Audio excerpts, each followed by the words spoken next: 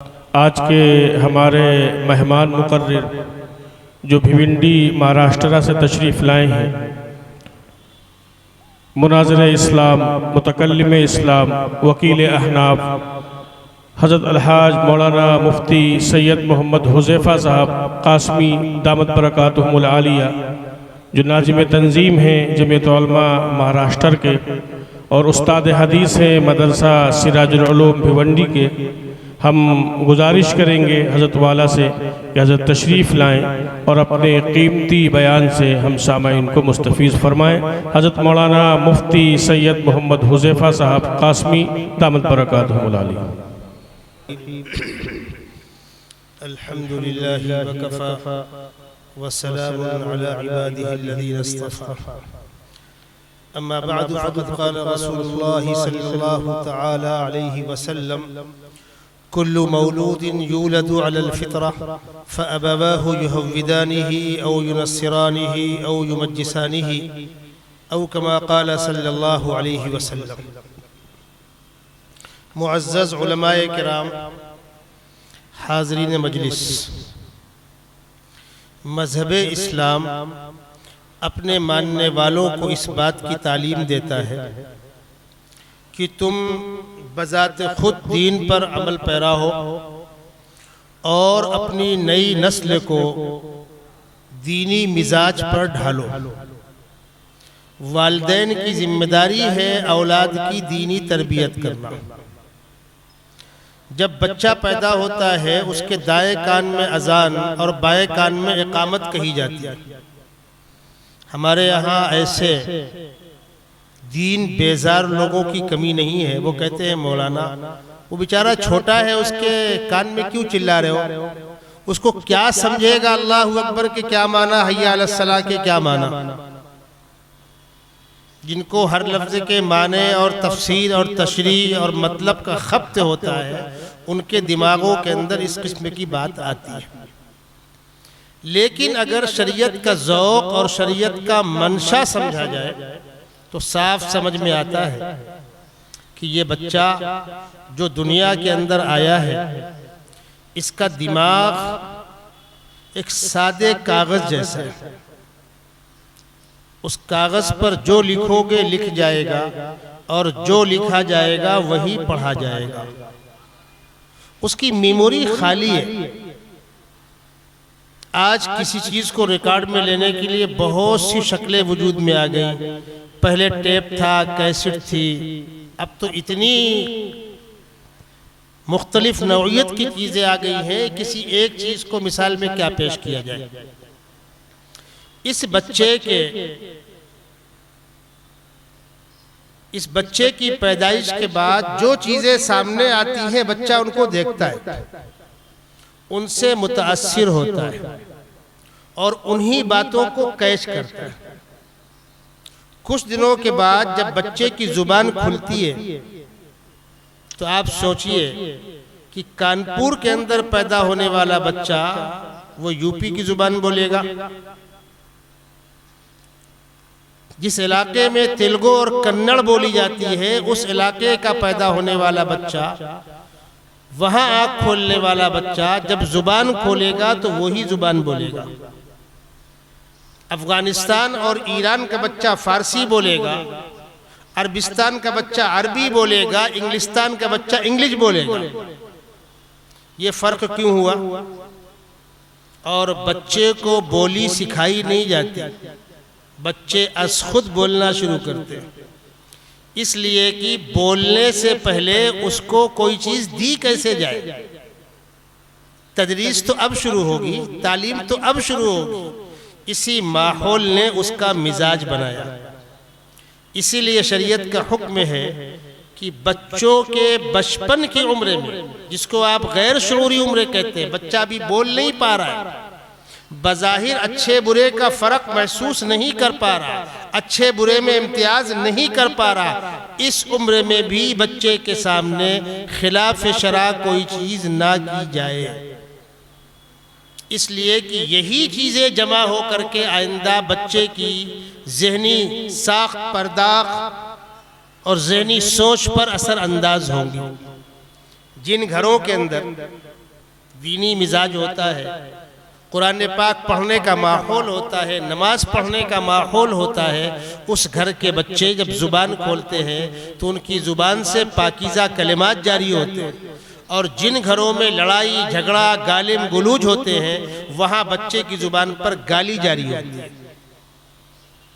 اسلام نے بچوں کی صحیح اسلامی تربیت پر بہت زور دیا، اور جو حدیث میں نے آپ کے سامنے پڑھی، اللہ کے نبی صلی اللہ علیہ وسلم ارشاد فرما رہے ہیں کل مولود یولد علی الفطرہ، ہر بچہ سادہ ذہن لے کے پیدا ہوتا ہے، اس کے ماں باپ، اس کا سماج، اس کا محلہ، اس کا ماحول، اس کا کلچر، وہ اس کی ذہنیت کو طے کرتا ہے۔ فَأَبَوَاهُ يُحَوِّدَانِهِ أَوْ يُنَصِّرَانِهِ أَوْ يُمَجِّسَانِهِ، والدین کوئی اس کو یہودی تہذیب پر ڈال دیتے ہیں، کوئی مجوسی تہذیب پر ڈال دیتے ہیں، کوئی نصرانی تہذیب پر ڈال دیتے ہیں، اور ایمان والے ایمان کی تہذیب پر ڈالتے ہیں۔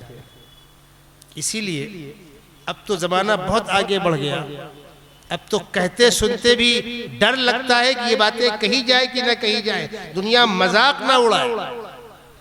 ہم نے دیکھا ہے، اپنے گھر کی بڑی بوڑھی عورتوں کو دیکھا ہے، جب بچے کو بستر پر سلاتی تھی تو بچہ بولنے کے لائق نہیں ہے، لیکن بچے کو سونے کی دعا پڑھ کر سلاتی تھی، اللہم بسمک اموت و احیا۔ ایک بار، دو بار، چار بار جب یہ دعا ماں پڑھ کر بچے کو سنائے گی تو بچے کے دماغ کے تہ میں جا کر وہ بات بیٹھے گی۔ بچہ سو کر اٹھتا تھا، الحمدللہ الذی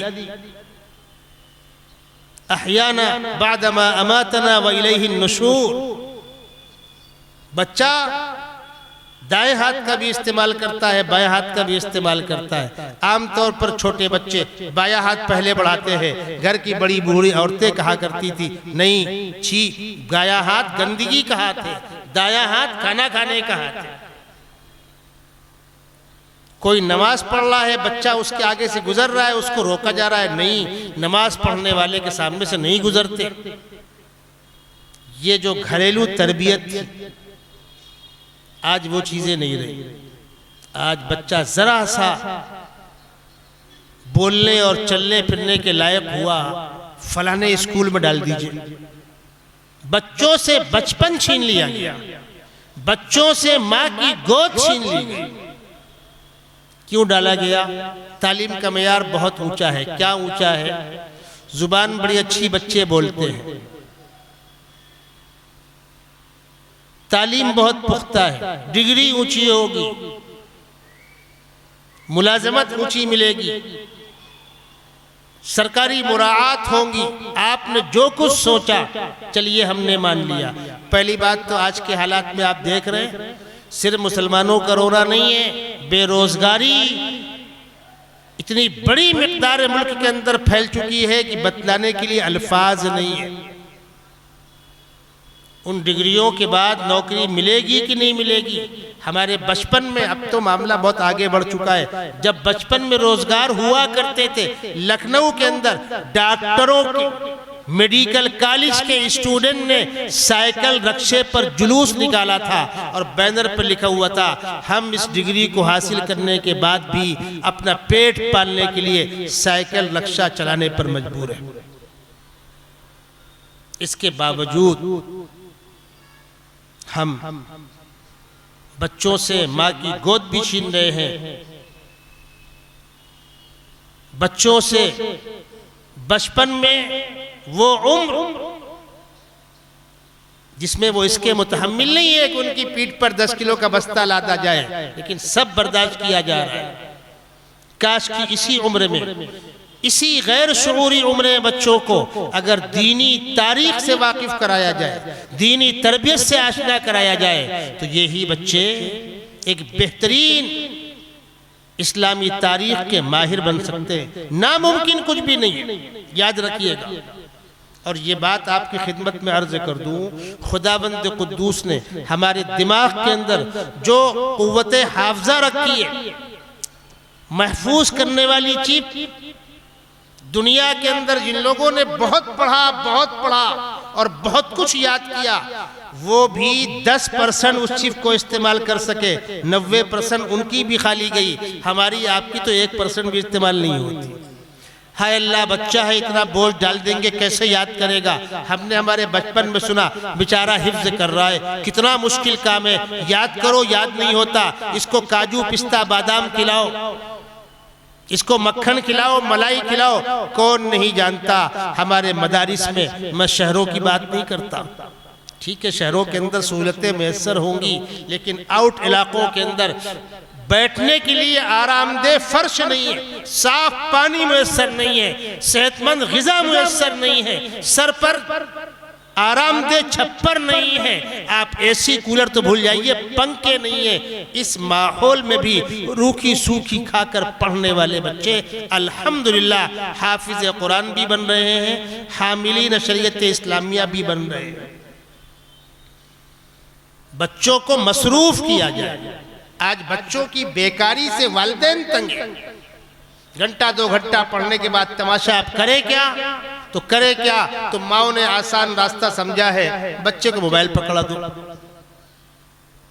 میں اس موضوع پر بہت زیادہ آگے نہیں جانا چاہتا، لیکن بتلانا یہ ہے کہ بچوں کی اس کچی عمر میں ان کے اوپر اگر محنت کی جائے تو یہ بچے عصری اداروں میں پڑھتے ہوئے حافظ قرآن بن سکتے ہیں، اسکولوں میں پڑھتے ہوئے اسلامیات کے اسپٹ اور ماہر بن سکتے ہیں۔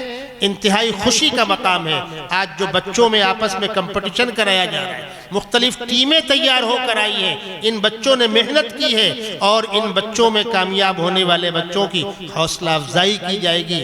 جب یہ سلسلہ چلے گا تو انشاءاللہ وہ دن دور نہیں کہ ہمارا ہر بچہ اس میدان میں آگے بڑھنے کی کوشش کرے گا۔ آج اسی بات کا تو رونا ہے کہ مسلمانوں کو سب معلوم ہے، اسلام کی بنیادیں نہیں معلوم۔ میں آپ کو بتلا دوں، ایک پروگرام چلتا تھا کون بنے گا کروڑ پتی، اس میں ایک شخص ایک لمبی رقم جیت چکا تھا صحیح جواب دینے کی بنیاد پر۔ جب پوچھنے والے نے پوچھا کہ آقا صلی اللہ علیہ وسلم کی والدہ محترمہ کا کیا نام تھا، وہ غریب جواب نہیں دے سکا۔ اس سے بڑی محرومی کوئی ہوگی؟ آقا صلی اللہ علیہ وسلم کے والد محترم کا کیا نام ہے، والد محترمہ کا کیا نام ہے، دادا جان کا کیا نام ہے، چچا کتنے تھے، بیوی آمنہ کا مدینے سے رشتہ کیا تھا؟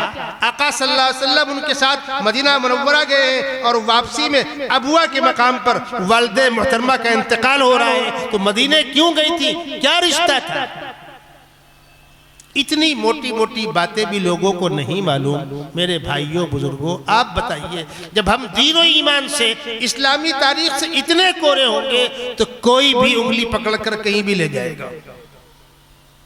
میں اپنی ذات سے عبادات کر لوں، مجاہدے کر لوں، متقی پرہیزگار بن جاؤں، لیکن اسلامیات سے بالکل کورا ہوں، کوئی کہیں بھی بہکا کر لے جائے گا۔ اور آج سارے باطل فرقے جن لوگوں کو بہکا کر لے جا رہے ہیں یہ وہی لوگ ہیں، ورنہ اگر چند موٹی موٹی بنیادی باتیں ان کو معلوم ہوتی تو وہ حالات ہرگز سامنے نہ آتے۔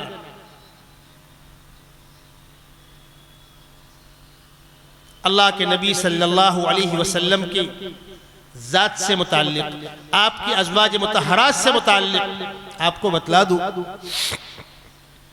ایک جگہ میں کھڑا ہوا تھا ایک دکان پر، ایک نوجوان بچہ میرے پاس آیا، اس نے آ کر مجھ سے پوچھا آپ مفتی حذیفہ؟ میں نے کہا جی انکل میں آپ سے کچھ پوچھنا چاہتا ہوں۔ پوچھو بیٹا۔ اس نے کہا انکل ہم لوگ اسکول میں پڑھتے ہیں، ہمارے آپس میں ساتھ میں پڑھنے والے طرح طرح کے سوالات کرتے ہیں، ہم ان کے جوابات تلاش کرتے ہیں، جوابات مل نہیں پا رہے ہیں، ہم بہت بے چین ہیں۔ کیا سوالات کرتے ہیں؟ کہا انکل میرا ایک ساتھی پوچھ رہا تھا کہ تم مسلمان 4 شادی کرتے ہو، وہی ایک اختلافی مسئلہ ہے، تمہارے پیغمبر نے 11 شادیاں کیوں کی؟ اور وہ مذاق اڑا رہا تھا۔ میں نے اس سے کہا بیٹا یہ دکان ہے، یہاں کوئی تفصیلی بات تو ہو نہیں پائے گی، میرا موبائل نمبر لے لو، میرے مدرسے میں آ جانا، کسی وقت فون کر لینا، میری مسجد میں آ جانا، کہیں مل لینا، لیکن اس وقت جو بات بتلانا ممکن ہے میں تم کو اتنی بات بتلا کے روانہ کرتا ہوں۔ میں اس مجمع سے کہہ رہا ہوں، سارے بالغ مردوں اور عورتیں سے کہہ رہا ہوں، آقا صلی اللہ علیہ وسلم کی کردار کشی کی جائے، ازواج مطہرات کی کردار کشی کی جائے، اور ہماری غیرت ایمانی حرکت میں نہ آئے، ہم کو اس کا دکھ نہ ہو اور ہم اس کے دفاع کے لیے کوشاں نہ ہو۔ یاد رکھیے گا اپنے ایمان کی ہم خیر منائیں۔ آقا صلی اللہ علیہ وسلم کی شفاعت کیا خاک نصیب ہوگی؟ جتنا ہمارے بس میں ہے، جہاں تک ہماری بساط ہے، ہم وضاحت کریں گے، دفاع کریں گے، اور اگر اس راستے میں خدا نہ خواستہ کبھی جان بھی گئی تو 100% یقین کے ساتھ کہا جائے گا کہ وہ اسلام کے دفاع کے لیے اس کی جان گئی ہے، اس کو مقام شہادت نصیب ہوا ہے۔ میں نے اس سے کہا بیٹا ایک بات سن لو تاکہ تم کو بھی تھوڑی سی ایک طلب پیدا ہو جائے اور آئندہ تم مجھ سے رابطہ قائم کرو۔ میں نے کہا اللہ کی کائنات میں اللہ کے بعد سب سے خوبصورت ہستی کس کی تھی؟ سیدنا محمد رسول اللہ صلی اللہ علیہ وسلم کی۔ یوں ہی بھی عام نوجوان سولا ہو کالا ہو، ابھرتی جوانی میں ہر نوجوان بچہ اور بچی خوبصورت نظر آتے ہیں۔ آقا صلی اللہ علیہ وسلم کی 25 سال کی عمر ہے، کامیاب تاجر ہیں، صحت مند نوجوان ہیں، عرب کے معزز خاندان کے فرد ہیں۔ ابھی تو آپ نے دعویٰ نبوت بھی نہیں کیا تھا، ابھی تو مخالفت کا تصور تک نہیں تھا، مخالفت تو شروع ہوئی 40 سال کے بعد۔ اس عمر میں کیا آپ کو کنواری بچی نہ ملتی، کسی سردار کی بیٹی نہ ملتی؟ بالکل ملتی۔ کیا لوگ امیدوار نہیں تھے؟ بڑے بڑے سردار امیدوار تھے کہ یہ ہونہار نوجوان میرا داماد بنے گا۔ آپ نے کس کا انتخاب کیا؟ ایک ایسی خاتون کا جو عمر میں آپ سے 15 سال بڑی تھی اور 2 مرتبہ بیوہ ہو چکی تھی، صاحب اولاد تھی۔ ان سے نکاح ہوا اور ان کے ساتھ گزارا کب تک کیا؟ جب تک وہ دنیا میں موجود رہی۔ جس وقت نکاح ہوا ہے اس وقت ان کی عمر 40 سال کی ہے، اور آقا صلی اللہ علیہ وسلم کی عمر 25 سال کی ہے۔ مزید 25 سال اور گزرے ہیں، بی بی خدیجہ کی عمر 65 سال کی ہو جا رہی ہے، اور آقا صلی اللہ علیہ وسلم کی عمر 50 سال کی ہو رہی ہے۔ 15 سال بڑی ہے وہ۔ اس وقت تک آپ نے دوسرے نکاح کا خیال تک دل میں نہیں لائے۔ تنے تنہا پوری جوانی اس بیوہ کے ساتھ آپ نے گزار دی، اور بی بی خدیجہ کے انتقال کے بعد بھی ایک محترمہ ہے، وہ کہتی ہے میں گزر رہی تھی، اللہ کے نبی صلی اللہ علیہ وسلم بیٹھے ہوئے تھے، مغموم تھے۔ میں نے کہا آقا صلی اللہ علیہ وسلم کیا بات ہے، آپ پریشان نظر آ رہے ہیں؟ فرمایا خدیجہ تھیں، گھر کا کام کاج سنبھال لیتی تھی، میں باہر کا کام دیکھتا تھا، اب وہ رہی نہیں، اب میں گھر کے اندر کے معاملات دیکھوں یا باہر کے دیکھوں، اسی فکر میں بیٹھا ہوا ہوں۔ تو انہوں نے کہا کہ آپ ایک نکاح کر لیجئے۔ آپ نے پوچھا کس سے کر لوں؟ تو انہوں نے کہا کہ اگر آپ بڑی عمر کی چاہتے ہو گھر بار سنبھالنے کے لیے تو محترمہ سودا ہے جو آپ پر ایمان لا چکی ہے اور آپ ہی کی ہم عمر ہیں۔ آپ نے فرمایا مناسب ہے، جا کر پوچھو، اگر تیار ہو تو رشتہ دے کر کے نکاح کر لیا جائے۔ دوسرا نکاح بھی بیوہ سے کیا ہے، پہلی بیوی 15 سال بڑی اور دوسری بیوی 50 سال سے اوپر، اور تمام بیویاں یا مطلقہ ہے یا بیوہ ہے۔ ایک ام المومنین حضرت عائشہ صدیقہ رضی اللہ تعالیٰ عنہ کو چھوڑ کر کوئی بیوی آپ کی کنواری نہیں ہے، اور حضرت عائشہ سے نکاح آپ نے اس لیے کیا ہے کہ خداوند قدوس نے سفارش کی ہے کہ عائشہ کو اپنے نکاح میں لیجئے۔ جس کا دن امت کے درد میں گزرتا ہو اور جس کی رات مصلی پر روتے گزرتی ہو، اس کے اوپر یہ الزام۔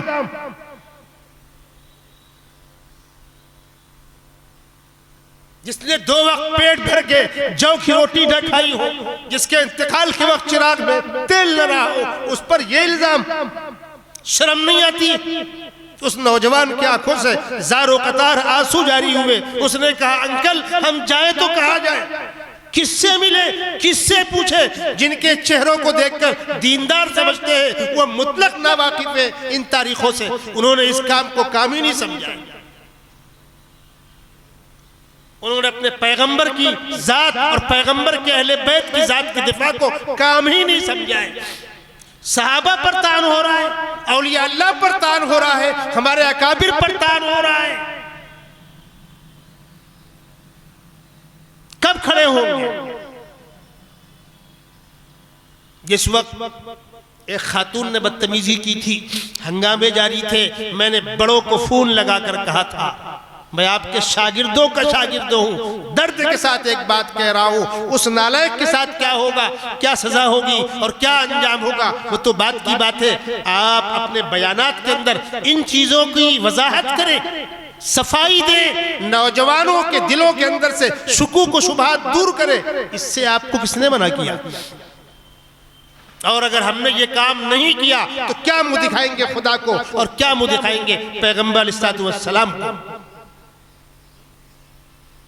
بچوں کی دینی تربیت، سوالات جوابات کے انداز سے ان کے اندر دینی معلومات کو پہنچانا، مقابلے کا جذبہ پیدا کرنا، کمپٹیشن کرانا وقت کی اہم ضرورت ہے اور اہم تقاضا ہے، مبارکباد کے مستحق ہے میرے چھوٹے بھائی مولانا سعد صاحب جنہوں نے اپنے علاقے میں یہ کام کیا، اور الحمدللہ اسی انداز سے میرے بھانجے مولانا امین الحق عبداللہ نے اپنے علاقے میں یہ کام کیا۔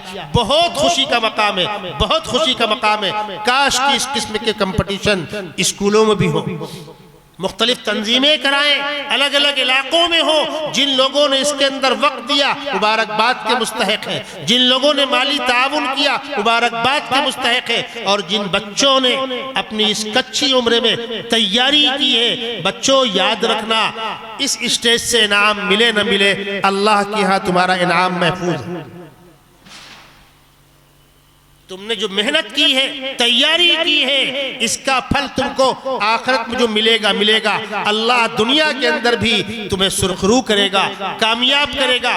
بچپن کی یاد کی ہوئی چیزیں میں آپ کو بتلا دوں، قرآن پاک میں جو انبیاء کرام کے قصے مذکور ہیں، ہمارے والد محترم، ہم لوگ بچپن میں رات کے وقت بیٹھ جاتے تھے، کوئی سر دبا رہا ہے، کوئی پیر دبا رہا ہے، وہ ایک نبی کا قصہ روز ہم کو سناتے تھے، اور کبھی کبھی ہماری فرمائش پر کہ فلانے نبی کے حالات سنائیے، کبھی قصہ مکمل نہ ہوتا، 2 دن میں 3 دن مکمل ہوتا۔ ہم جب جلالین میں پہنچ رہے ہیں، مشکات میں پہنچ رہے ہیں، سیاہ ستہ پڑھنے بیٹھ رہے ہیں، اس وقت ہم کو بچپن کے سنے ہوئے وہ سارے واقعات، موسیٰ علیہ السلام کوہ طور پر گئے تو سامری نے زیوروں کو ڈھال کر بچڑا بنا دیا، موسیٰ علیہ السلام لوٹ کر آئے تو سامری کا انجام کیا ہوا، فرعون کیسے ڈوبا، ڈوبنے کے بعد پانی پر تیرتا رہا، اس کی لاش کیسے محفوظ بچی، ساری تاریخی باتیں، عیسیٰ علیہ السلام کی پیدائش کے بعد قوم کے تانے، ان کی والدہ کا جواب، عیسیٰ علیہ السلام کا اپنی ماں کی گود میں کھڑے ہو کر سر اٹھا کر قال انی عبداللہ آتانی الکتاب جعلنی نبیا، خطاب کرنا قوم سے، عیسیٰ علیہ السلام کا کہنا ابرئ الاکمہ والابرص وحی الموتى بإذن اللہ، ساری چیزیں جو قرآن کے اندر موجود ہے، اگر بچوں کو بچپن میں کچی عمر میں ان چیزوں سے گزار دیا جائے تو اوپر جانے کے بعد جب ان کو تحقیق کی ضرورت ہوتی ہے، افسوس یہاں پر مدرسوں پڑھنے والے بچے ہی موجود ہیں، ایک مرحلہ آتا ہے آپ کو قرآن پاک کا ترجمہ پڑھایا جاتا ہے، لفظ ترجمہ پڑھایا جاتا ہے، پڑھانے والے ہی ماشاءاللہ اس وقت کافی لمبی پھینکتے ہیں تاکہ بچے ہم کو قابل سمجھے، جو بحثیں ان کو جلالین کے اندر پڑھنی ہے یہاں چھیڑنے کی کیا ضرورت ہے، یہاں تو الفاظ کے معانی یاد ہو، جس طریقے سے کافیہ پڑھ رہے ہیں بحث شرجامی کی ہو رہی، بچے مروب ہوتے ہیں لیکن اگلے سال بچے کوستے ہیں۔ جس وقت ترجمہ یاد کرنا ہے اگر اس کے اندر کمی رہ گئی تو جلالین پڑھتے ہوئے ترجمہ ہی یاد نہ ہوگا تو آپ ترجمے کا انتظام کریں گے۔ اب حالات یہ ہو گئے ہیں، ایک استاد اگر سیاہ ستہ کے اندر احادیث کا ترجمہ نہ کرائے، صاحب وہ ترجمہ نہیں کراتے، پھر مشکات کیوں پڑھی تھی؟ جلالین کے اندر اگر الفاظ کا تاتلف ترجمہ نہ کرائے، صاحب ترجمہ نہیں کراتے تو آپ پڑھ کر گئے ہیں۔ جس وقت جس چیز کی ضرورت ہے اس وقت اس کو وہاں پختہ کیا جائے، تاکہ اگلے موقع پر جس طریقے سے بچے کو پہلے گنتی، پھر پہاڑا، پھر حساب کی باریکیاں پڑھائی جاتی ہے، جس وقت حساب کی باریکیاں پڑھنے کا وقت ہے اس وقت بچہ پہاڑا یاد کرتے بیٹھا ہوا ہے، مسئلہ حل کیسے ہوگا؟ مبارکباد کے مستحق ہے مولانا امین الحق عبداللہ قاسمی، آپ کی پوری ٹیم ماشاءاللہ۔ شہر کانپور کے اندر مختلف پروگرام ہوتے ہیں، سال بھر یہاں پروگرام ہوتے رہتے ہیں، اور اس گراؤنڈ پر یہ رجب کے مہینے میں جو اجلاس ہوتا ہے ایک عرصے سے ہوتا آ رہا ہے۔ اس کا گراؤنڈ کا نام ہی پڑ گیا رجبی گراؤنڈ۔ بارہا میں یہاں آیا، لیکن آج ان معصوم بچوں کو دیکھ کر، ان کی تیاریوں کو سن کر جو خوشی محسوس کر رہا ہوں، میں دل کے گہرائیوں سے مبارکباد دیتا ہوں، دعا کرتا ہوں اللہ تبارک و تعالی اس کمپٹیشن میں شامل تمام بچوں کو پورے حوصلے کے ساتھ صحیح جوابات دینے کی توفیق عطا فرمائے۔ پوزیشن تو 2-4 بچوں کو دی جائے گی، سب کو تو اول دوم نہیں قرار دے دیں گے، لیکن بچوں تم نے اگر محنت کی ہے تو تمہاری یہ محنت ہرگز رائے گا نہیں جائے گی، اور اسی طرز پر پڑھتے رہو، فرصت کے اوقات میں تضییع اوقات سے بچو۔ جمعرات کا دن ہوتا ہے، اسباق کم ہوتے ہیں، شام کو چھٹی ہوتی ہے، جمعہ کا دن ہوتا ہے، شوق تو ایسا ہونا چاہیے کہ گھر جا رہے ہو، بس میں کھڑے ہو، سیٹ نہیں ملی ہے، کاپی سامنے ہو، 2 لائن 4 لائن یاد کرنے کا جذبہ ہو، حوصلہ ہو، شوق ایسا ہونا چاہیے کہ قرآن پاک حفظ کر رکھا ہے، سفر میں چلتے ہوئے پارہ 2 پارہ 5 پارہ ہم پڑھتے رہیں، اور الحمدللہ ایک بڑا طبقہ حفاظ کا، علماء کا اس کا اہتمام کرتا ہے۔ ہمارے استاد حضرت مولانا صدیق احمد صاحب بانوی نور اللہ مرقدہ، آپ لوگوں نے ان کو دیکھا نہیں، لیکن جن نگاہوں نے دیکھا ہے، حضرت قرآن پاک کثرت سے پڑھتے تھے۔ فرصت کے اوقات میں بیٹھ کر سفر میں، پلیٹ فارم پر، ٹرین میں، آپ کی لکھی ہوئی اکثر کتابیں ایسی ہیں جو چلتے پھرتے آپ نے لکھی ہیں۔ آپ مولانا تقی عثمانی کا توضیح القرآن آسان ترجمہ قرآن پاک کھول کر دیکھیے، ہر سورت کی تکمیل کے وقت وہ لکھ رہے ہیں۔ میں اس وقت دبئی میں ہوں، مراکش میں ہوں، ملیشیا میں ہوں، انڈونیشیا میں ہوں، حرمین میں ہوں، پلین میں ہوں، ٹرین میں ہوں۔ سبحان اللہ، اپنے وقت کا کیا صحیح استعمال کیا انہوں نے، تب تو اللہ نے ان کو اس مقام پر پہنچایا۔ ہم گھنٹوں بیٹھ کر گیم کھیل لیں، ملک کے حالات پر تبصروں میں الجھے ہوئے ہیں۔ میں آپ کی جیب میں ہاتھ ڈالے کیا کھا لوں، آپ میری جیب میں ہاتھ ڈالے کیا کھا لیں، میں آپ کو کیسے پریشان کروں، آپ مجھے کیسے پریشان کریں۔ یہ قیمتی وقت اس کام کے لیے پاگل مجنوں دیوانے بن کے پڑھو۔ اس وقت اگر محنت سے پڑھا ہے تو آئندہ جانے کے بعد جب بڑے اداروں پہنچو گے جہاں صرف لیاقت بنیاد بنتی ہے، امتحانات کے پرسنٹ بنیاد بنتے ہیں، تب آپ کو اندازہ ہوگا۔ ابھی عید کے بعد آپ دارالعلوم دیوبند جائیں گے، 1200-1300 بچوں کی وہاں جگہ ہے، اور 12-13 ہزار بچے وہاں پر موجود ہیں۔ تیز گرمی کا موسم ہے، کوئی پرسان حال نہیں ہے، چند منتخب بچوں کا لسٹ میں نام آتا ہے، باقی بچے دھاڑے مار مار کے روتے ہیں۔ پلیٹ فارم پر، اسٹیشن پر دیکھنا مشکل ہوتا ہے ان بچوں کی وہ حالت۔ پھر وہ تھکے ہارے اس مدرسے میں گئے، وہاں گئے، دھکے کھا رہے ہیں، داخلہ ہوا نہیں ہوا، کھانے پینے کا انتظام ہو سکا نہیں ہو سکا۔ اس وقت سمجھ میں آتا ہے پچھلے ایام میں کاش کی محنت سے پڑھا ہوتا۔ عزیز طلبہ، پڑھو محنت سے، تعلیم کو اوڑھنا بچھونا بنا لو۔ ہمیں دنیا سے کیا مطلب، مدرسہ ہے وطن اپنا، مریں گے ہم کتابوں پر، ورق ہوں گے کفن اپنا۔ آپ کو بتلا دوں، مدرسہ شاہی مواد آباد میں مفتی شبیر صاحب باندہ سے پڑھ کر آئے ہیں۔ ہم نیچے تھے، وہ اوپر تھے، لیکن ان کو دیکھ کر رحم آتا تھا۔ اتنی محنت، اللہ کی پناہ۔ سردی کے موسم میں 2 جبے ان کے پاس تھے، ایک پہن لیتے تھے، 15 دن 25 دن اسی کو پہنے رہتے تھے۔ صرف پڑھنا، باندہ میں رہے تو، دارالعلوم میں رہے تو، مدرس رہے تو، نودرہ ان سے آباد تھا، عصر بعد پڑھانا، عشاء بعد پڑھانا۔ اس محنت کا ثمرہ آج آپ دیکھ لیں۔ آج جب فقہی سیمینار ہوتا ہے تو علماء کے درمیان مفتی شبیر صاحب کی رائے کو جو اہمیت دی جاتی ہے، جو مقام دیا جاتا ہے. ہجوم بلبل ہوا چمن میں کیا جو گل نے جمال پیدا, کمی نہیں قدرداں کی اکبر کرے تو کوئی کمال پیدا. کسی میدان میں کمال پیدا کیجئے. آج آپ کے ہاتھوں میں کتاب ہے, آپ نے کوئز کا مطالعہ کیا ہے, سوالات کے جوابات یاد کیے ہیں, محنت کیا ہے. عزیز طلبہ پھر کہتا ہوں, اس اسٹیج سے اگر انعام نہیں بھی ملا, حوصلہ شکنی کی کوئی ضرورت نہیں ہے, لگے رہیے. یہ محنت رائے گا نہیں جائے گی. وَمَا ذَلِكَ عَلَى اللَّهِ بِعَزِيزٍ. ایک دن وہ آئے گا کہ آپ ترقی کے مناروں پر کھڑے ہوں گے اور دنیا آپ کو عزت کی حسرت کی نگاہوں سے دیکھ رہی ہوگی. میں انہی کلمات کے ساتھ آپ سے رخصت چاہتا ہوں. پروگرام ذرا تاخیر شروع ہوا اور انشاءاللہ ابھی اصل عنوان پر آنا باقی ہے. مبارکباد دوں گا میرے بھانجے جامعہ محمودیہ کے ناظم اور میرے دوست مولانا مدنی اسامہ قاسمی رحمۃ اللہ علیہ کے صاحبزادے. یہ بات کم لوگوں کو معلوم ہے, ہم دونوں ہمدرد سے ہیں, ایک ساتھ پڑھے دارالعلوم دیوبند کے اندر, ہفتم دورہ ہم نے ساتھ میں پڑھا. سگی خالہ کے بیٹے, وہ میرے بہنوئی میں ان کا بہنوئی, انتہائی قرب تھا, بڑا کام اللہ ان سے لے رہا تھا. لیکن بہرحال وقت ہر ایک کا پورا ہوتا ہے. دنیا سے وہ گئے. شہر کانپور پر ایک اداسی چھا گئی تھی. جب میں آیا ہوں انتقال کے بعد, لوگ مجھ سے لپٹ لپٹ کر رو رو کر کہتے تھے مولانا ادارے کا کیا ہوگا, نظام کا کیا ہوگا.